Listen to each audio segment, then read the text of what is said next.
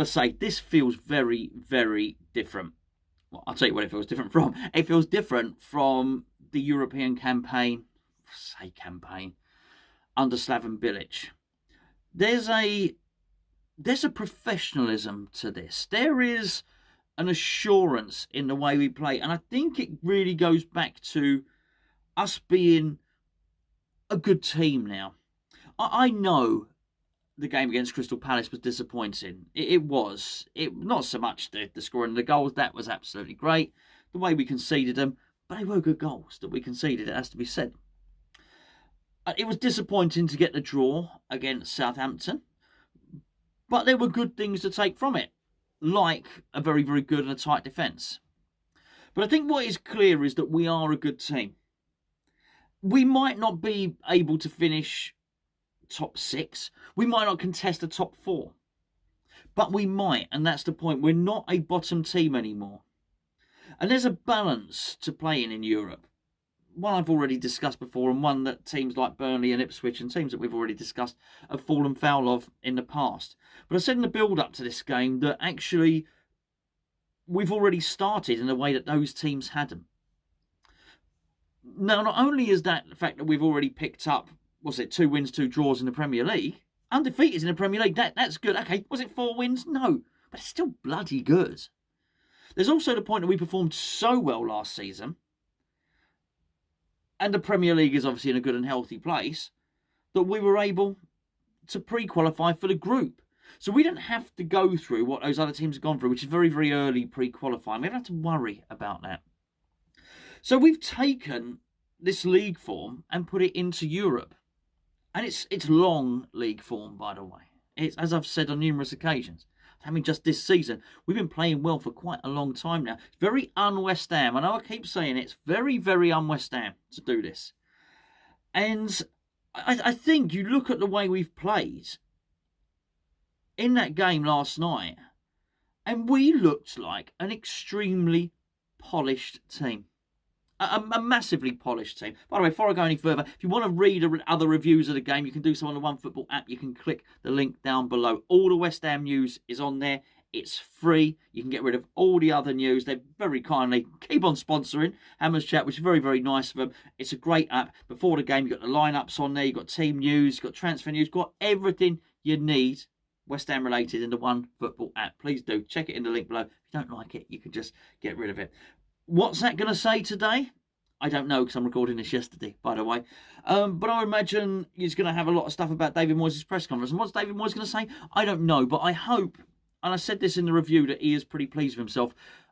I am really pleased about something, though, with all of this. It was really important that we were better this season than last season. You've got to carry on improving. It was always going to be hard when you lose a player like Lingard. Of course we're going to lose him. He wasn't our player. But we're still automatically a player down. And a good player down. We were a player down well, a few of the players actually we've got you, but let's forget Haller and forget things like that for the moment. Let's take someone like Balbuena. We were a player down in Balbuena, but he wasn't a top player for us in the same way that Lingard was. So it's important that we improve the team. And I feel what's really important about that is David Moyes got his top signing. And his top signing, his number one priority, which was strange. We all thought he should be a striker. If you'd asked people's second choice, it's probably a midfielder. Well, for David Moyes, the priority was a centre-half. And it was really important that we got him. I say we got him. It's really important that we got who David Moyes wanted. There was a real interesting story surrounding the Milenkovic transfer, which never actually happened. And people were pretty cross because I think the assumption was at the time that Milenkovic was going to not sign for us, and he turned us down and signed for Tottenham. And you know, people were saying, why have West Ham missed out on this one? Actually, turns out that Tottenham weren't actually interested in the player at all. And look, we had got quite far in the transfer negotiations. And it was actually David Moyes who pulled the plug. We could have made that transfer happen because he had a little glimmer of hope in terms of trying to sign Zuma. And I think, as the story goes, he said to Sullivan, leave it, I want Zuma. It was going to cost us a lot more money. And it was important that Sullivan did that. You could understand why he wouldn't have done that. Saying, hold on, look, there's a centre-back here. He's going to be a lot cheaper. The deal's almost done. Moyes got what he wanted. I felt that's really important. And he looked he looked $1 million, Zuma. And yes, okay, he didn't have an awful lot to do. Fair play. I did think he made the best tackle of the game. However, it was really good, and I think we'll obviously see him play against Man U. He does look dominant, and he improves the team. That really is my point. And then when you looked at the team, and you looked at players like Rice, Antonio, Souček, these big players for us. Cresswell would be another one. Players that just play really well for West Ham United were too much for Zagreb. So you look at it in terms of we're a serious team now. We were a serious team in the Premier League, but actually you look and we're a serious team in Europe. I did a video the other day. I was reacting, funny enough, to news on the stories all on the One Football app that they'd got from, as I say, websites, newspapers, that David Moyes was going to play a weakened team. Maybe it was slightly weakened, but I tell you what, it's a lot of first-team players in there, and he took it very, very seriously. And so he would, because I said, this is something that he wants to take seriously, and there may have been a suggestion that he wouldn't. Well, we've had our answer now. That's 3 points in the bag. That is massive in European football. It's massive. 3 points away from home. And I don't want to get ahead of myself. I don't want to talk too excitedly about something that hasn't happened yet. But I think it's fair to assume, bearing in mind how good we are as a team, that actually we may well pick up more points in this group. Well, realistically, can we get 2 more wins in this group? Yes. And we qualify. Can we top the group? Well, I think we probably can. If we do top the group, we're in the last 16 of a European competition. That's massive. I mean, it really is. I keep hearing people saying that. I've been saying it for a while now. We are massive. We are massive. I don't fully understand. I don't really understand what it means. Maybe it means we're really good now. We're brilliant. I don't know. But we are massive. I don't know. But doing that and qualifying for the last 16, that would be massive. That really would. And again, it would show that we are a massively, I was going to say a developing team. I was going to say a team in the ascendancy, but a team that are really establishing themselves.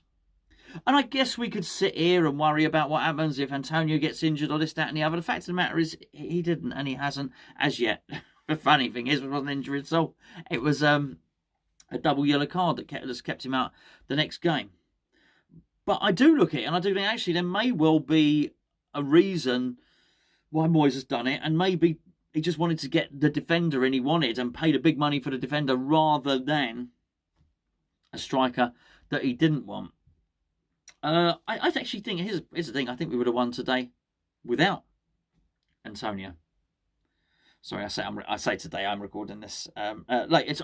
It's close to midnight, as Michael Jackson once sang. I also think we may well have won this without Zuma. So this is really good, and you can pick and choose your players. Because we look a good team. We've got a lot of good players, and being better or as good as the sum of your parts is not always the case in football. Not always the case at all. You can look at a lot of teams. Tottenham would be a great example. Not that I'm looking to rub it in particularly with them. But last season, they were worse than the sum of their parts. They got some brilliant players, but they just were. At the moment, I don't know if we're better than the sum of our parts. We just have to be as good as the sum of our parts. Because actually, the sum of our parts are fantastic.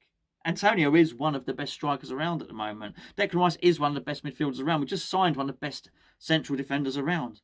Well, that's pretty good too. Do you know why? Because in Aaron Cresswell, we've got one of the best fullbacks around. On the other side, he didn't play.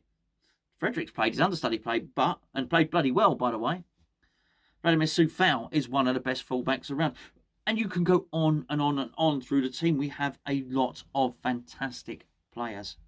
And this is really good for West Ham, for the European campaign, and for the team as a whole, because what it's actually doing, it takes pressure off certain players. It's going to take pressure off Vlasic.